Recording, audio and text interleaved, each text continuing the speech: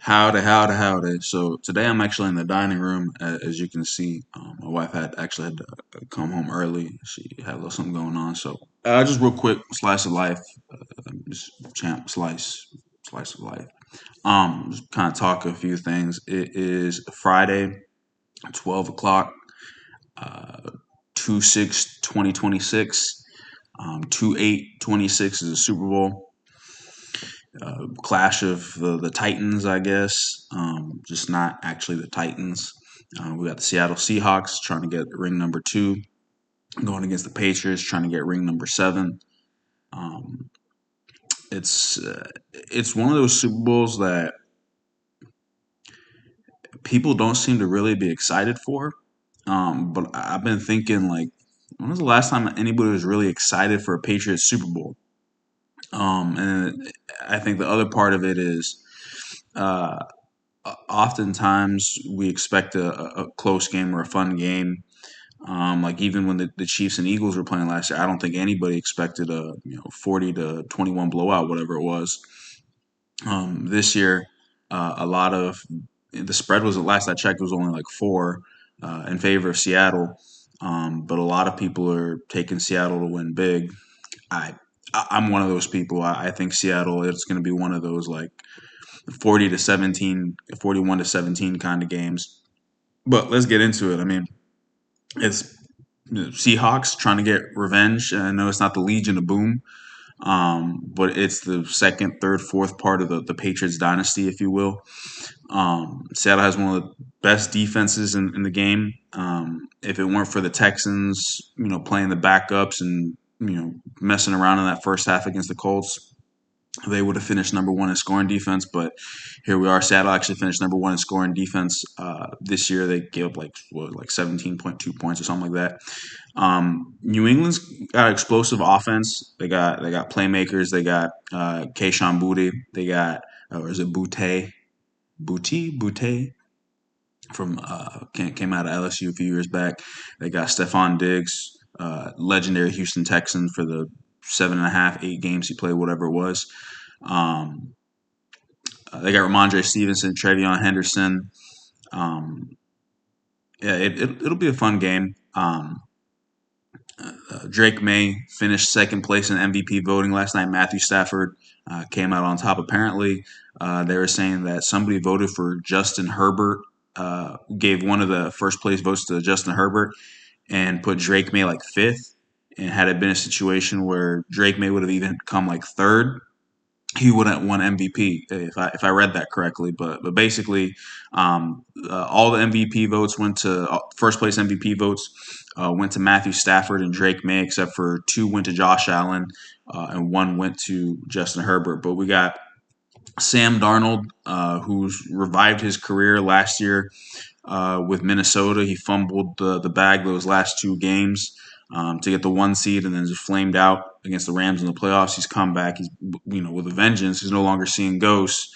With JSN Jackson Smith and Jigba, who I thought, I mean, it was down to him and Puka for offensive player of the year, and JSN got it. And I saw a lot of people were like upset with Drewski because he was like dogging with his name. I thought it was just a part of the skip, but apparently people were taking it some kind of way. But yeah, so it'll be an exciting matchup. Both of these teams actually ended up with the way the schedules worked out. The Texans played both these teams. Seattle jumped all over the Texans earlier this year. Is one of the few times you're like, wow. I mean, the defense. What's going on with the defense? I think JSN had two early, and I know Charbonnet scored one early. We ended up getting back in the game. Big Willie style Will Anderson got a strip sack touchdown, but we ended up losing. It was like 27-19 Monday Night Football. I think it was the last Monday Night Football doubleheader. Thankfully. But yeah, they were that game was probably the ugliest game for the Texans this year. Um, I would say it was the ugliest game because we looked dead that first at least that first half. It was not good. And with the Patriots, a lot of people saying the Patriots don't deserve to be here. The Texans should have beat the Patriots. The Patriots lucked out playing the Chargers, who had no offensive line. They lucked out playing the Broncos with no quarterback. So it'll be an interesting Super Bowl to say the least. But yeah, Drake May, even though they play one of the weaker schedules, he did what he was supposed to do. He went out there. They took care of the teams in front of him, and now here we are in the Super Bowl. Again, last I checked, the spread was -4. I think Seattle wins big. So, but that's just my opinion. Um, Another thing in Astros news, Framber Valdez is now a Detroit Tiger. That man got him a little over 38 million a year. 3 years. He got to opt out after the second year. So we'll see what ends up happening with that. But he's actually making more than Turek Skubal. Scuba got 32 million in the arbitration, so that'll be a nasty 1-2 punch. But what I saw in the playoffs is they just couldn't hit to save their lives. So if they can get that going together, I mean, they hit enough to be where they needed to be. I mean, early in the season last year, they were like the runaway favorites to win the AL, and they struggled just to. If I remember correctly, the Guardians ended up taking over. And won the AL Central. But yeah, so that's what's going on with baseball and the Astros. Correa and Altuve got denied for the World Baseball Classic due to insurance issues. I saw Jeremy Pena is going to be playing for the DR. I think Giannis is also going to be playing for the DR, if memory serves correctly. I'm going off memory here. I probably should have took notes, but I'll probably take notes later. So there's that. So we'll see what ends up happening. The Mexico USA game is going to be here at Minute Maid Park, or Daikin Park rather.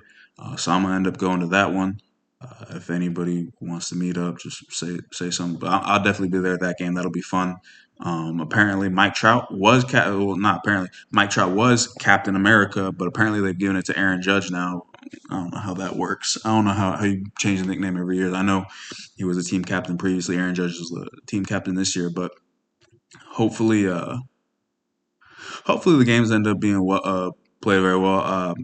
I'm excited to see how Japan does because within the next 10 years it's going to be nothing but Japanese folk and Latinos taking over the list. I mean, it's mainly Latino right now, but this influx of Japanese players is it's incredible, and I'm excited for Imai here with the Astros. Hopefully he does really well.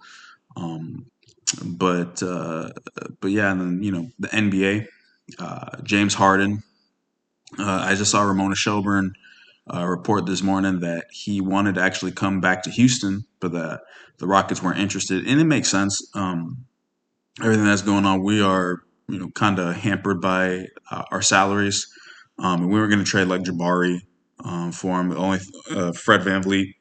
There's no point in trading him because the expectation is when he comes back next year, and if he comes back this year, will be a little bit more dangerous. But right now, I was telling B Scott from Sports Radio 610 on his stream yesterday. I was telling him that yeah, we're going to be leaning into a second round exit. Right now, the way everything's going, I think that the T Wolves will be our first round matchup. So that's kind of a coin flip. But after that, you got OKC, San Antonio, Denver. We're not beating any of those teams, especially in the 7 games. In the 7 games, whew, man, we can't play any offense. We've run off the court these last 2 nights by Boston with no Jalen Brown. Of course, they don't have Jason Tatum, but no Jalen Brown. And then last night we got beat by Charlotte. And at one point it was like 34-34. I look back up, we're down by 15 again. Oh my God. We needed a point guard. I was hoping we'd go get like a Kobe White kind of deal, but for whatever reason, it just didn't work. Um, I'm sure we were trying to get rid of DFS Dorian Finney-Smith, but whatever, that didn't work. Um, and then of course I got to touch on this before I get out of here, but Giannis Antetokounmpo, come on man, why you doing that? Like, why? This guy's over here talking about I ain't going anywhere from Wolf of Wall Street.